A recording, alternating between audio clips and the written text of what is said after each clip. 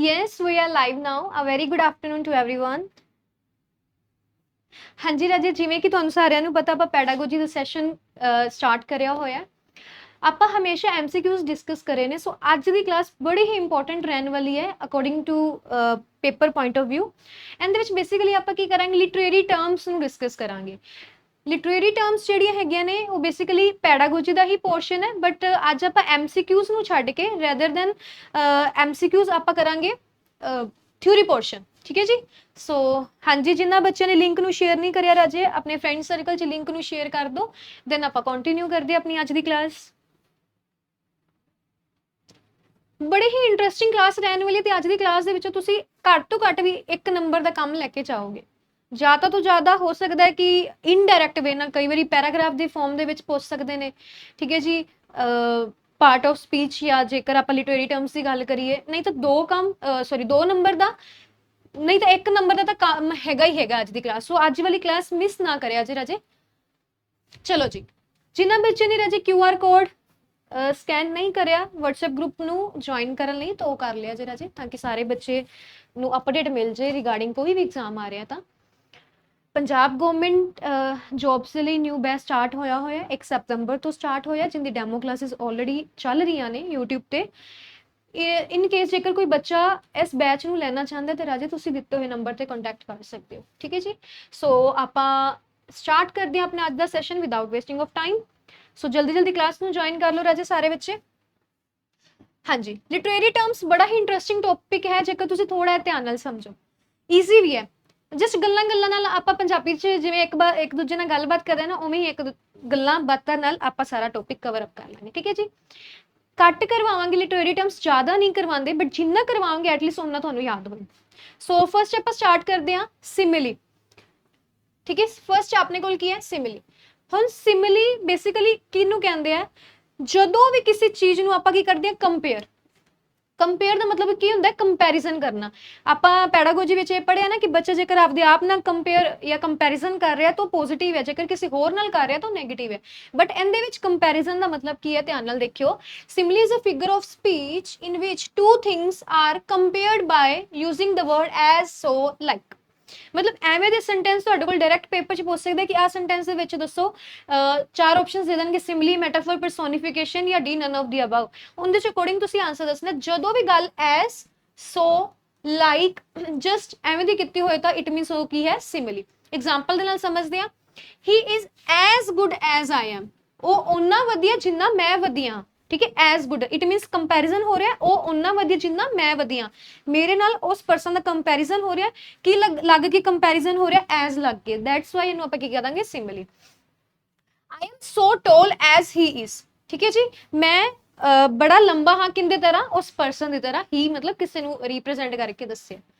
Is it clear. ਜਦੋਂ ਵੀ ਗੱਲ as, so, like, ਆਪਾਂ ਕਹਿੰਦੇ ਜਸਟ ਲਾਈਕ। ਆ ਦੇਖੋ ਇੱਕ ਹੋਰ example, she is so beautiful. ठीक है, she is so beautiful just like a flower.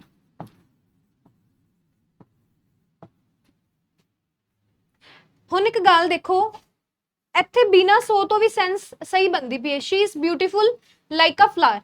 Direct ਵੀ ਬਣਾ ਸਕਦੇ ਹੋ। ਇਹ ਦੇਖੋ, ਆ ਵੀ ਸੈਂਟੈਂਸ ਬਣ ਸਕਦਾ, she is beautiful like a flower. ਮਤਲਬ ਜਿਵੇਂ ਇੱਕ ਫਲਾਰ ਫੁੱਲ ਸੋਹਣਾ ਹੁੰਦਾ, ਉਸੇ ਹੀ ਤਰ੍ਹਾਂ ਸੋਹਣੀ ਹੈ। She is beautiful like a flower. So ਕੋਈ ਵੀ ਸੈਂਟੈਂਸ ਜਿੱਥੇ ਤੁਸੀਂ ਕੀ ਯੂਜ਼ ਕਰ ਰਹੇ ਹੋ, ਲਾਈਕ, ਐਜ਼, ਸੋ, ਕੰਪੈਰੀਜ਼ਨ ਕਰ ਰਹੇ ਹੋ। ਠੀਕ ਹੈ ਜੀ, ਕੰਪੇਅਰ ਕਰ ਰਹੇ ਹੋ, ਬੜਾ ਅੱਛਾ ਕੰਪੈਰੀਜ਼ਨ ਹੋ ਰਿਹਾ। ਇਹਦੇ ਵਿੱਚ ਤੁਹਾਨੂੰ ਆਪਾਂ ਕੀ ਕਹਿ ਦਾਂਗੇ, ਸਿਮਿਲੀ। ਕਲੀਅਰ ਹੈ ਜੀ ਸਾਰਿਆਂ ਨੂੰ। ਹਾਂਜੀ, ਕੌਨਸੋਨੈਂਟਸ ਰਾਜੀ 2 ਚੀਜ਼ਾਂ ਹੁੰਦੀਆਂ ਨੇ, ਕੌਨਸੋਨੈਂਟਸ ਤੇ ਸੈਮੀ ਵਾਵਲਸ। ਉਹ ਕਹਿ ਰਹੇ ਨੇ the repetition of a consonant sounds is either at the end of the word and the middle of the word। ਹੁਣ ਉਹ ਕਹਿ ਰਹੇ ਨੇ, ਤੁਹਾਨੂੰ ਪਤਾ ਆਪਾਂ ਸਾਊਂਡਸ ਪੜ੍ਹੀਆਂ ਹੋਈਆਂ ਨੇ ਸਾਰਿਆਂ ਨੇ। ਸਾਊਂਡਸ ਇੰਗਲਿਸ਼ ਅਲਫਾਬੈਟ ਦੇ ਵਿੱਚ ਜੇਕਰ ਗੱਲ ਕਰੀਏ ਟੋਟਲ ਕਿੰਨੀਆਂ ਹੁੰਦੀਆਂ ਨੇ, 44 ਸਾਊਂਡਸ। ਉਹਦੇ ਵਿੱਚ ਵੀ ਜੇਕਰ ਆਪਾਂ ਡਿਵਾਈਡ ਕਰੀਏ ਵਾਵਲ ਸਾਊਂਡਸ ਬੇਸਿਕਲੀ ਕਿੰਨੀਆਂ ਹੁੰਦੀਆਂ ਨੇ, 20, and the rest of consonant sounds ਕਿੰਨੀਆਂ ਹੋ ਗਈਆਂ 24। ਹੁਣ ਇਹਦੇ ਵਿੱਚ ਵੀ ਜੇਕਰ ਮੈਂ ਗੱਲ ਕਰਾਂ ਰਾਜੇ ਕੌਨਸੋਨੈਂਟ ਸਾਊਂਡਸ ਕੀ ਕਹਿ ਰਹੇ ਨੇ, ਜਦੋਂ ਵੀ ਕੋਈ ਕੌਨਸੋਨੈਂਟ ਸਾਊਂਡ ਜਾਂ ਤਾਂ ਮਿਡਲ ਦੇ ਵਿੱਚ ਜਾਂ ਫਿਰ ਐਂਡ ਦੇ ਵਿੱਚ ਆਏ ਤਾਂ ਉਹਨੂੰ ਆਪਾਂ ਕੌਨਸੋਨੈਂਸ ਕਹਿ ਦਿੰਦੇ ਆ। ਬਟ ਇੱਕ ਗੱਲ ਹੋਰ ਯਾਦ ਰੱਖਿਆ ਜਿਹਨੂੰ ਨੋਟ ਕਰਨ ਤੋਂ ਬਾਅਦ, ਇੱਕ ਹੁੰਦਾ ਸੈਮੀ ਵਾਊਲਸ, ਸੈਮੀ ਵਾਊਲਸ। ਸੋ ਇਹਦੇ ਵਿੱਚ ਟੋਟਲੀ ਕੀ ਹੋ ਜਾਂਦੀ ਹੈ ਆਪੋਜ਼ਿਟ ਗੱਲ। ਇਹਦੇ ਚ ਸਾਊਂਡ ਜਿਹੜੀ ਹੈ ਕੌਨਸੋਨੈਂਟਸ ਦੇ ਵਿੱਚ ਕੌਨਸੋਨੈਂਟ ਸਾਊਂਡ ਆਏਗੀ ਐਂਡ ਦੇ ਵਿੱਚ ਜਾਂ ਮਿਡਲ ਦੇ ਵਿੱਚ, ਬਟ ਸਟਾਰਟਿੰਗ ਦੇ ਵਿੱਚ ਨਹੀਂ ਆਏਗੀ। ਬਟ ਸੈਮੀ ਵਾਊਲਸ ਦੇ ਵਿੱਚ ਕੀ ਹੈ ਸਟਾਰਟਿੰਗ ਤੇ ਕੌਨਸੋਨੈਂਟ ਸਾਊਂਡ ਆਏਗੀ ਰਾਜੇ, ਤੇ ਐਂਡ ਲਿਖ ਲਿਆ ਜੇ, ਮਿਡਲ ਤੇ ਲਾਸਟ ਤੇ ਜਿਹੜੀ ਸਾਊਂਡ ਆਏਗੀ ਵਾਊਲ ਆਏਗੀ। Is it clear to everyone? Yes, is it clear? ਜਦੋਂ ਕੌਨਸੋਨੈਂਟ ਸਾਊਂਡ ਮਿਡਲ ਤੇ ਲਾਸਟ ਦੇ ਵਿੱਚ ਆ ਰਹੀ ਹੈ ਤਾਂ ਉਹਨੂੰ ਆਪਾਂ ਕੀ ਕਹਿ ਦਾਂਗੇ ਕੌਨਸੋਨੈਂਟਸ। ਜਦੋਂ ਕੌਨਸੋਨੈਂਟ ਸਾਊਂਡ ਸਟਾਰਟਿੰਗ ਤੇ ਆ ਰਹੀ ਹੈ ਤੇ ਬਾਕੀ ਪੋਰਸ਼ਨ ਦੇ ਵਿੱਚ ਮਤਲਬ ਮਿਡਲ ਦੇ ਲਾਸਟ ਦੇ ਵਿੱਚ ਵਾਊਲ ਸਾਊਂਡ ਆ ਰਹੀ ਤਾਂ ਉਹਨੂੰ ਆਪਾਂ ਕੀ ਕਹਿ ਦਾਂਗੇ ਸੈਮੀ ਵਾਊਲਸ। ਕਲੀਅਰ ਹੈ ਜੀ? Yes, is it clear to everyone? ਚਲੋ ਜੀ ਨੈਕਸਟ ਮੂਵ ਕਰਦੇ ਹਾਂ ਰਾਜੇ। ਥਰਡ ਆਪਣੇ ਕੋਲ ਆ ਜਾਂਦਾ ਹੈ ਹਾਈਪਰਬੋਲਾ। ਹਾਈਪਰਬੋਲਾ ਬੇਸਿਕਲੀ ਕੀ ਹੈ ਕਿ ਤੁਸੀਂ ਕਿਸੇ ਚੀਜ਼ ਨੂੰ ਇਸ ਵੇ ਦੇ ਨਾਲ ਰਿਪਰੈਜ਼ੈਂਟ ਕਰੋ ਕਿ ਅਗਲਾ ਨਾ ਬੜਾ ਇੰਟਰਸਟਿੰਗ ਦੇ ਨਾਲ ਮਤਲਬ ਇੰਟਰਸਟ ਦੇ ਨਾਲ ਸੁਣੇ। ਇੱਕ ਹੁੰਦਾ ਗੱਲ ਵਧਾ ਚੜਾ ਕੇ ਕਰਨੀ। ਤੁਸੀਂ ਦੇਖਿਆ ਹੋਏਗਾ ਤੁਹਾਡੇ ਫਰੈਂਡ ਸਰਕਲ ਦੇ ਵਿੱਚ ਜਿਹੜੇ ਗੱਲ ਨੂੰ ਨਾ ਬੜਾ ਹੀ ਵਧਾ ਚੜਾ ਕੇ ਦੱਸਦੇ ਨੇ ਕਿ ਆਹ ਹੋ ਗਿਆ। ਤੇ ਤੁਸੀਂ ਇਹ ਵੀ ਸੁਣਿਆ ਹੋਏਗਾ ਕਿ ਕੁਝ ਗੱਲਾਂ ਐਵੇਂ ਦੀਆਂ ਹੁੰਦੀਆਂ ਨੇ। ਹੁਣ ਇੱਕ ਐਗਜ਼ਾਮਪਲ ਦਿੰਦੀ ਹਾਂ ਮੈਂ। ਲੈਟ ਅਸ ਸਪੋਜ਼ ਮੈਂ ਤੁਹਾਨੂੰ ਕਹਾਂ ਰਾਜੇ ਗੱਲ ਸੁਣਿਓ, ਨੋਰਮਲ ਹੈ। ਹੁਣ ਮੈਂ ਕਹਾਂ ਤੁਹਾਨੂੰ ਮੈਂ ਇੱਕ ਗੱਲ ਦੱਸਾਂ, ਪਤਾ ਕੀ ਹੋਇਆ ਅੱਜ ਐਵੇਂ ਹੋਇਆ ਉੱਥੇ। ਇਟ ਮੀਨਸ ਇਸ ਵੇ ਨਾਲ ਤੁਸੀਂ ਆਪਦੇ ਫੀਲਿੰਗਸ ਨੂੰ ਆਪਦੇ ਵਰਡਸ ਨੂੰ ਐਕਸਪ੍ਰੈਸ ਕਰਨਾ ਜਿੰਦੇ ਕਰਕੇ ਅਗਲੇ ਪਰਸਨ ਦੇ ਇੰਟਰਸਟ ਬਣੇਗੀ ਕਿ ਹਾਂ ਉਹ ਗੱਲ ਕਹਿਣਾ ਕੀ ਚਾਹ ਰਿਹਾ। ਸੋ ਹਾਈਪਰਬੋਲਾ ਕੀ ਹੈ? Hyperbola is an exaggeration which may be used for emphasis and humor. Hyperbole is used to make any boring thing more interesting. Clear है जी? हाँ जी, समझ लग गई जी? Yes. Next ਆਪਾਂ ਗੱਲ ਕਰਾਂਗੇ ਓਨੋਮੈਟੋਪੀਆ। ਹੁਣ ਓਨੋਮੈਟੋਪੀਆ ਕੀ ਹੁੰਦਾ ਹੈ? ਜੇਕਰ ਮੈਂ ਤੁਹਾਨੂੰ ਕਹਾਂ ਰਾਜੇ ਮਿਆਉ ਮਿਆਉ, ਫਿਰ ਮੈਂ ਕਹਾਂ ਇਟ ਮੀਨਸ ਤੁਹਾਨੂੰ ਪਤਾ ਮੈਂ ਜਿਹੜੀ ਪਹਿਲਾਂ ਸਾਊਂਡ ਨਿਕਾਲੀ ਉਹ ਕੀ ਹੈ ਕੈਟ ਦੀ, ਸੈਕਿੰਡ ਜਿਹੜੀ ਸਾਊਂਡ ਨਿਕਾਲੀ ਉਹ ਕੀ ਹੈ ਟ੍ਰੇਨ ਦੀ। ਤਾਂ ਉਹਨੂੰ ਆਪਾਂ ਬੇਸਿਕਲੀ ਕੀ ਕਹਿ ਦਾਂਗੇ ਫਿਗਰ ਆਫ ਸਪੀਚ ਦੇ ਵਿੱਚ ਓਨੋਮੈਟੋਪੀਆ। ਇਨ ਸ਼ੋਰਟ ਆਪਾਂ ਇਹ ਵੀ ਕਹਿ ਸਕਦੇ ਹਾਂ imitate the natural sounds. Imitate the natural sounds. Clear है जी?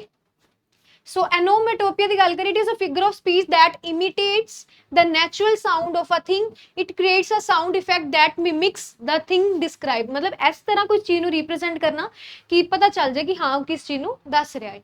ਠੀਕ ਹੈ, sounds with the help of sounds, ਆਵਾਜ਼। Is it clear to everyone?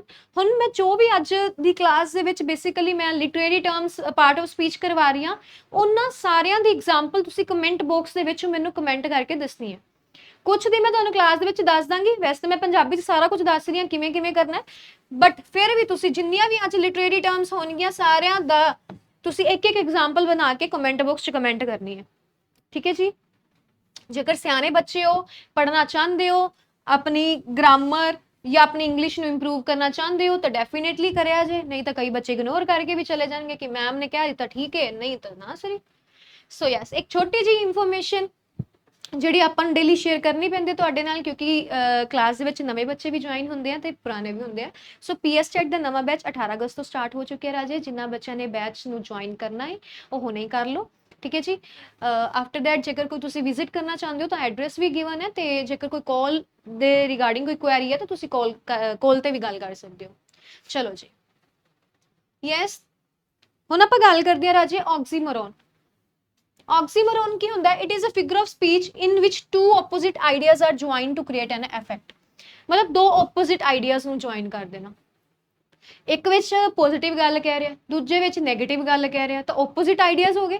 ਸੋ ਜਦੋਂ ਵੀ ਆਪੋਜ਼ਿਟ ਆਈਡੀਆ ਇਕੱਠੇ ਇੱਕੋ ਹੀ ਸੈਂਟੈਂਸ ਦੇ ਵਿੱਚ ਆਣ, ਇਹਦੇ ਵਿੱਚ ਸਟਾਰਟਿੰਗ 'ਚ ਪੋਜ਼ਿਟਿਵ ਗੱਲ ਕਰ ਦਿੱਤੀ, ਬਾਅਦ ਦੇ ਵਿੱਚ ਨੈਗੇਟਿਵ ਗੱਲ ਕਰ ਦਿੱਤੀ, ਸੋ ਉਹਨੂੰ ਆਪਾਂ ਬੇਸਿਕਲੀ ਕੀ ਕਹਿ ਦਾਂਗੇ, ਆਕਸੀਮੋਰੋਨ। ਹੁਣ ਪੇਪਰ ਦੇ ਵਿੱਚ ਕੁਐਸਚਨਸ ਕਿਵੇਂ ਬਣਨਗੇ, ਇਹਦੇ ਰਿਗਾਰਡਿੰਗ ਆਪਾਂ ਇੱਕ ਸੈਸ਼ਨ ਲੈ ਕੇ ਆਵਾਂਗੇ, ਹਲੇ ਹੋਰ ਵੀ ਲਿਟਰੇਰੀ ਟਰਮਸ ਨੇ, ਉਹਨਾਂ ਨੂੰ ਵੀ ਡਿਸਕਸ ਕਰਾਂਗੇ। ਸੋ ਇੱਕ ਗੱਲ ਯਾਦ ਰੱਖਿਆ ਜੇ, ਇੱਕ ਸੈਂਟੈਂਸ ਤੁਹਾਨੂੰ ਦਿੱਤਾ ਹੋਏਗਾ ਪੇਪਰ ਦੇ ਵਿੱਚ, ਨੀਚੇ 4 ਆਪਸ਼ਨਸ ਦਿੱਤੀਆਂ ਹੋਣਗੀਆਂ, ਮੈਟਾਫਰ, ਪਰਸੋਨੀਫਿਕੇਸ਼ਨ, ਸਿਮਿਲੀ ਜਾਂ ਫਿਰ ਆਕਸੀਮੋਰੋਨ। ਸੋ ਦੱਸੋ ਫਸਟ ਟਾਈਮ ਪਹਿਲੇ 'ਚ ਕੀ ਕੀਤੀ ਗਈ, ਪੋਜ਼ਿਟਿਵ ਗੱਲ, ਦੂਸਰੇ 'ਚ ਕੀ ਕੀਤੀ ਗਈ, ਨੈਗੇਟਿਵ ਗੱਲ।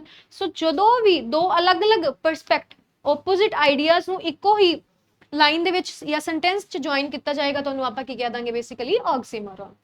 Yes, is it clear to everyone? ਚਲੋ ਜੀ, ਨੈਕਸਟ ਗੱਲ ਕਰਦੇ ਹਾਂ ਮੈਟੋਨਮੀ। ਮੈਟੋਨਮੀ ਬੇਸਿਕਲੀ ਕੀ ਹੁੰਦਾ ਹੈ, it means a substitution of name, that is a substituting the name of the thing for the name of the thing it is actually meant। like ਐਵੇਂ ਦੀ ਗੱਲ ਕਹਿਣਾ, ਜਾਂ ਮੈਂ ਇਹਨੂੰ ਆਪਣੀ ਭਾਸ਼ਾ ਵਿੱਚ ਕਹਾਂ ਤਾਂ ਕਿਸੇ ਚੀਜ਼ ਨੂੰ ਇਨਡਾਇਰੈਕਟ ਵੇ ਨਾਲ ਦੱਸਣਾ। ਇਨਡਾਇਰੈਕਟ ਵੇ ਨਾਲ ਤੁਸੀਂ ਐਵੇਂ ਦੱਸੋ ਕਿ ਤੁਹਾਨੂੰ ਪਤਾ ਚੱਲ ਜਾਏ ਕਿ ਇਹ ਗੱਲ ਉਸ ਚੀਜ਼ ਲਈ ਕੀਤੀ ਗਈ ਹੈ। ਐਗਜ਼ਾਮਪਲ ਉਹ ਦੇਖਦੇ ਹਾਂ, he has became a grey hair। Grey hair ਮਤਲਬ ਕਿਹਨੂੰ ਕਹਿੰਦੇ ਆ, ਚਿੱਟੇ ਵਾਲਾਂ ਨੂੰ। ਚਿੱਟੇ ਵਾਲਾ ਆਪਾਂ ਨੂੰ ਪਤਾ ਕਿਹਨੂੰ ਕਹਿੰਦੇ ਆ, ਜਿਹੜੇ 올ਡ ਪੀਪਲ ਹੋ ਰਹੇ ਨੇ, ਜਾਂ ਬੇਸਿਕਲੀ ਆਪਾਂ ਇਹ ਕਹਿ ਸਕਦੇ ਹਾਂ ਕਿ ਬਜ਼ੁਰਗ ਬੰਦੇ ਨੂੰ ਆਪਾਂ ਕਹਿ ਦਿੰਦੇ ਆ ਕਿ ਚਿੱਟੇ ਵਾਲਾਂ ਦੇ ਨਾਲ ਬਜ਼ੁਰਗ ਬੰਦੇ ਨੂੰ ਰਿਪਰੈਜ਼ੈਂਟ ਕਰ ਦਿੰਦੇ ਆ। ਠੀਕ ਹੈ ਜੀ। ਸੋ ਮੈਟੋਨਮੀ ਕੀ ਹੋਏਗਾ, ਕਿਸੇ ਵੀ ਗੱਲ ਨੂੰ ਇਨਡਾਇਰੈਕਟ ਵੇ ਨਾਲ ਸਮਝਾ ਦੇਣਾ। ਕਲੀਅਰ ਹੈ ਜੀ? ਯੈਸ, ਈਜ਼ੀ ਹੈ, ਵੈਰੀ ਈਜ਼ੀ। ਯੈਸ, ਅਪੋਸਟ੍ਰੋਫ। ਅਪੋਸਟ੍ਰੋਫ ਤਾਂ ਤੁਹਾਨੂੰ ਸਾਰਿਆਂ ਨੂੰ ਪਤਾ ਹੋਏਗਾ। ਅਪੋਸਟ੍ਰੋਫ ਬੇਸਿਕਲੀ ਐਵੇਂ ਦਾ ਵਰਡ ਹੁੰਦਾ ਹੈ ਜਿਹੜਾ ਤੁਹਾਨੂੰ ਇੱਕ ਹਿਡਨ ਮੈਸੇਜ ਦਿੰਦਾ ਹੈ। The figure of speech is used when abstract or a dead person or an object or an abstract idea is addressed। ਹੁਣ ਇੱਕ ਗੱਲ ਦੇਖੋ, ਜੇਕਰ ਮੈਂ ਇੱਥੇ ਇੱਕ ਐਗਜ਼ਾਮਪਲ ਲਿਖਾਂ,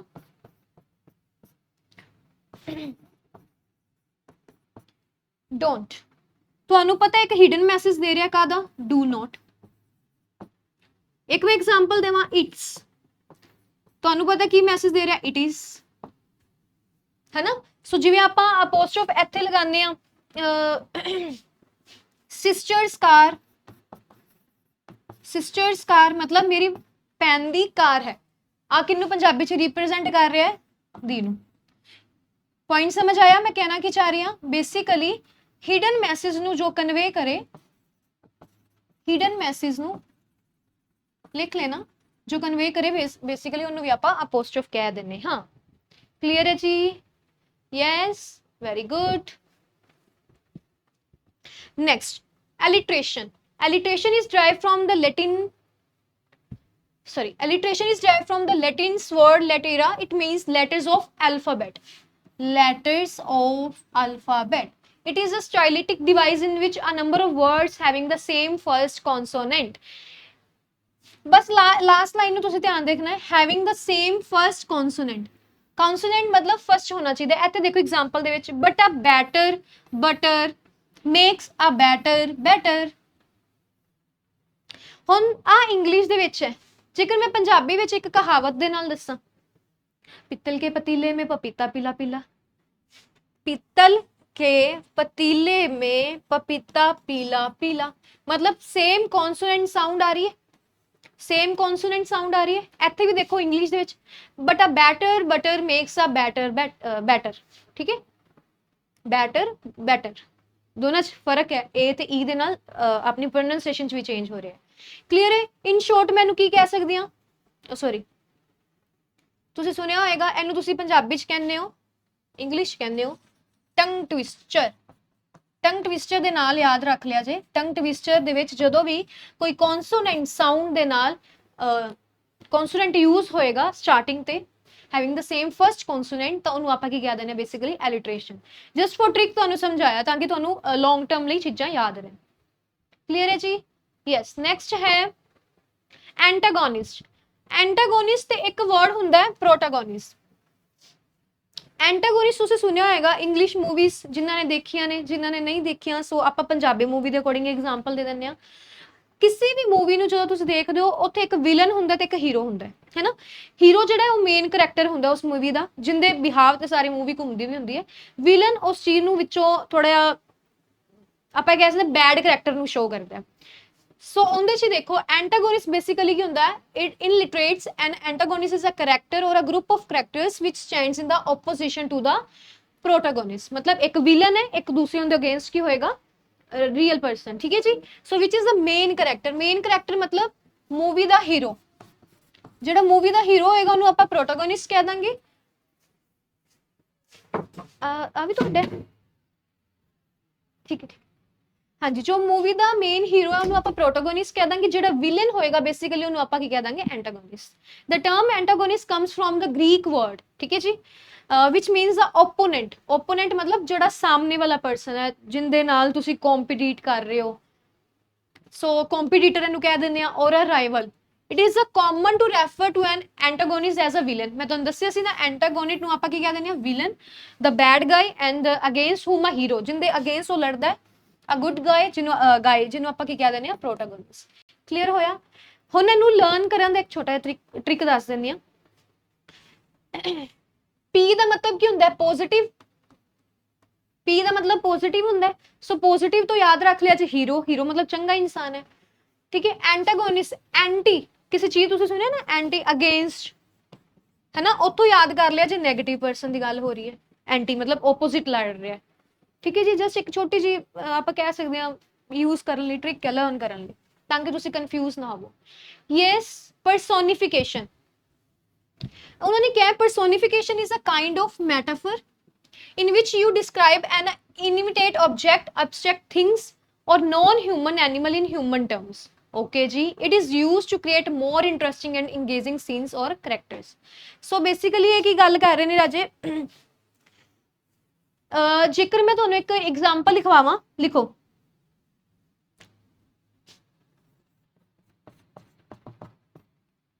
The sun is smiling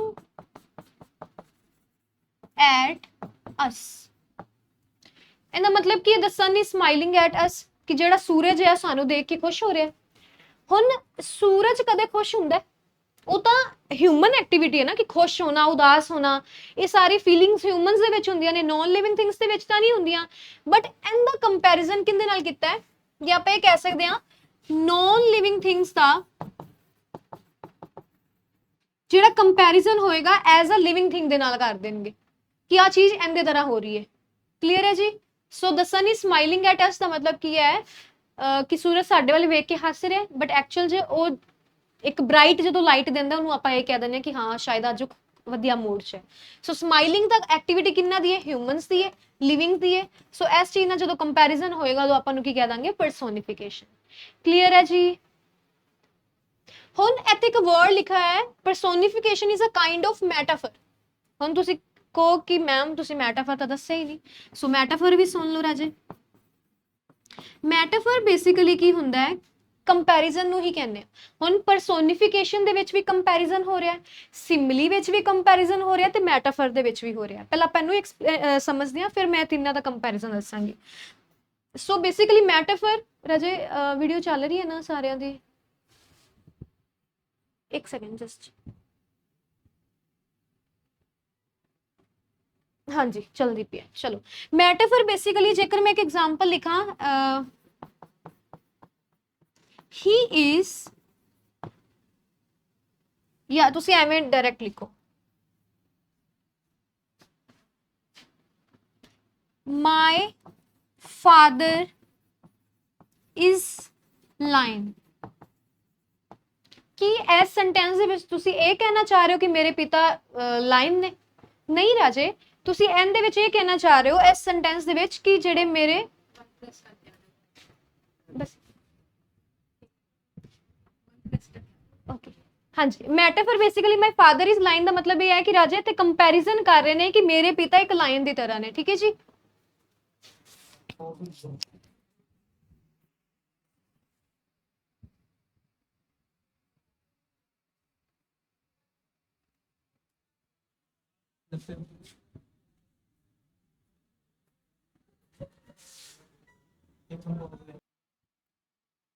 हाँ जी राजी, आप डिस्कस कर रहे थे स्ट्रेट।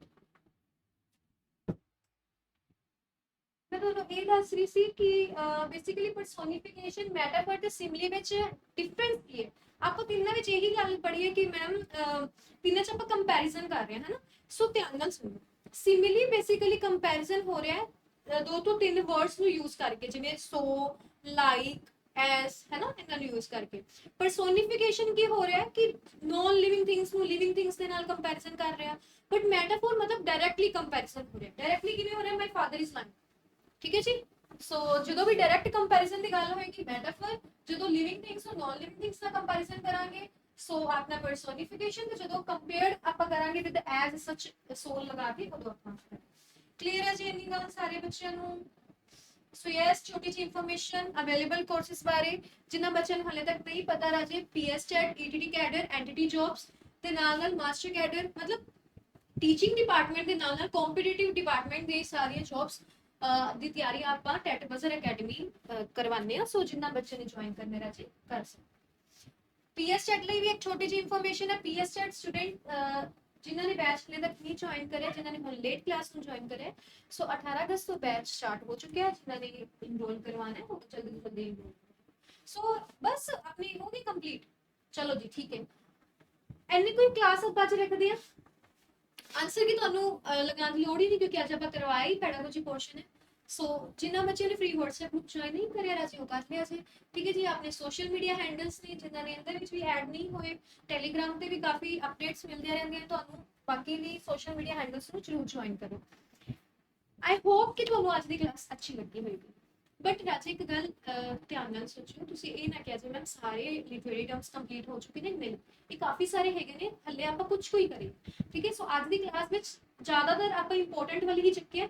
ਸੋ ਇਹਨਾਂ ਨੂੰ ਇੱਕ ਵਾਰੀ ਜ਼ਰੂਰ ਪੜ੍ਹ ਲਿਆ ਜੇ ਤੇ ਇਹ ਦਿਮਾਗ 'ਚ ਜ਼ਰੂਰ ਬਿਠਾਇਆ ਜੇ ਲਿਟਰੇਰੀ ਟਰਮਸ ਦੇ ਵਿੱਚੋਂ 1 ਨੰਬਰ ਦਾ ਕੰਮ ਜ਼ਰੂਰ ਪਿਆ ਘੱਟ ਤੋਂ ਘੱਟ, ਠੀਕ ਹੈ। ਵਿਦ ਦ ਪ੍ਰੈਕਟਿਸ ਤੁਸੀਂ ਇਹਨੂੰ ਜਿਵੇਂ ਜਿਵੇਂ ਆਪਾਂ ਐਮਸੀਕਿਊਜ਼ ਕਰਾਂਗੇ ਤੁਹਾਨੂੰ ਸਾਰੀ ਸਮਝ ਆ ਜਾਏਗੀ। ਫਿਰ ਵੀ ਕੋਈ ਡਾਊਟ ਹੋਏ ਤਾਂ ਤੁਸੀਂ ਕਮੈਂਟ ਬਾਕਸ 'ਚ ਕਰ ਦੇਣਾ। ਬਟ ਜੋ ਮੈਂ ਤੁਹਾਨੂੰ ਇੱਕ ਹੋਮਵਰਕ ਦਿੱਤਾ ਹੈ ਕਿ ਤੁਸੀਂ ਹਰ ਇੱਕ ਲਿਟਰੇਰੀ ਟਰਮਸ ਦਾ ਕੀ ਕਰਨੀ ਹੈ, ਇੱਕ ਐਗਜ਼ਾਮਪਲ ਨੂੰ ਆਪਦੇ ਵੱਲੋਂ ਬਣਾ ਕੇ ਤੁਸੀਂ ਕਮੈਂਟ ਬਾਕਸ 'ਚ ਜ਼ਰੂਰ ਲਿਖਣੀ ਹੈ, ਠੀਕ ਹੈ ਜੀ। ਥੈਂਕ ਯੂ ਰਾਜੇ, ਆਪਾਂ ਅੱਜ ਦੀ ਕਲਾਸ ਇੰਨੀ ਹੀ ਰੱਖਦੇ ਹਾਂ। I hope you like the session. Thank you everyone, God bless you.